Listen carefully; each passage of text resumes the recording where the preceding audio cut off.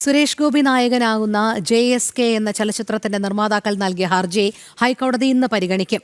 Sensor certificate വൈകുന്നതിനെതിരെയാണ് ഹർജി. Justice N നഗരേഷിന്റെ ബെഞ്ചാണ് ഹർജി പരിഗണിക്കുക. നിഷ ദിലീപ് ചേരുന്നു. നിഷ, പറയൂ.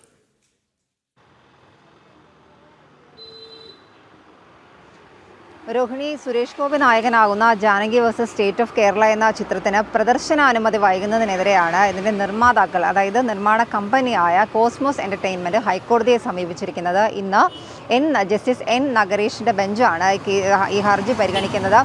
കഴിഞ്ഞ ജൂൺ 12-ന് ചിത്രത്തിന് പ്രദർശനാനുമതി സെൻസർ സർട്ടിഫിക്കറ്റിനായി ജൂൺ 12-ന് അണിയറ പ്രവർത്തകർ അപേക്ഷ നൽകിയിരുന്നു. ജൂൺ 18-ന് സെൻസർ ബോർഡ് ഈ ചിത്രം കാണുകയും ഒപ്പം തന്നെ 13+ UA കാറ്റഗറിയിൽ ഇത് പ്രദർശിപ്പിക്കാൻ എലിജിബിൾ ആണ് എന്ന് അറിയിക്കുകയും ചെയ്തു. പിന്നീടാണ് ഈ ചിത്രത്തിലെ പ്രധാന കഥാപാത്രത്തിൻ്റെ പേര് മാറ്റണം എന്നതടക്കമുള്ള കാര്യങ്ങൾ പറഞ്ഞത്. എന്നാലും ഇക്കാര്യങ്ങളൊന്നും തന്നെ ഔദ്യോഗികമായി തങ്ങളെ ആരെയും അറിയിച്ചിട്ടില്ല. പിന്നീട് ഇന്നലെയാണ് വീണ്ടും ഒരു റിവ്യൂ കമ്മിറ്റി നാളെ മുംബൈയിൽ വെച്ച് വീണ്ടും ഈ ചിത്രം കാണുന്നുണ്ട് എന്ന് പറഞ്ഞത്. ഈ ചിത്രം റിവ്യൂ കമ്മിറ്റി വീണ്ടും കണ്ടതിന് ശേഷം ആയിരിക്കും പ്രദർശനാനുമതി നൽകുന്ന കാര്യത്തിൽ ഒരു തീരുമാനമെടുക്കുന്നത്.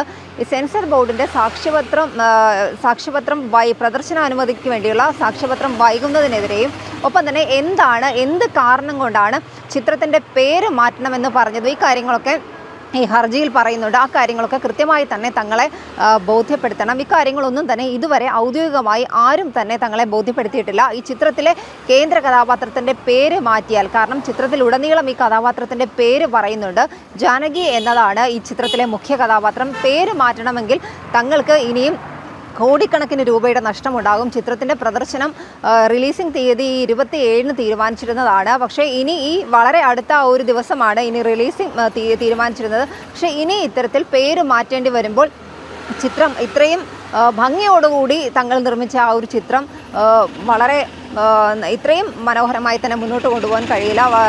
ഇതിൻ്റെ ഹോർഡിങ്സ് അടക്കം പല സ്ഥലങ്ങളിലും സ്ഥാപിച്ചു കഴിഞ്ഞു. കോടിക്കണക്കിന് രൂപ ഇതിൻ്റെ പ്രമോഷനുമായി ബന്ധപ്പെട്ട് തങ്ങൾ മുടക്കിയിട്ടുണ്ട്. എന്നാൽ ഇതൊക്കെ തങ്ങളുടെ കയ്യിൽ നിന്ന് നഷ്ടമാകും. അതുകൊണ്ട് തന്നെ വലിയൊരു സാമ്പത്തിക നഷ്ടം ഇതിൻ്റെ അണിയറ പ്രവർത്തകർക്കുണ്ടാകും.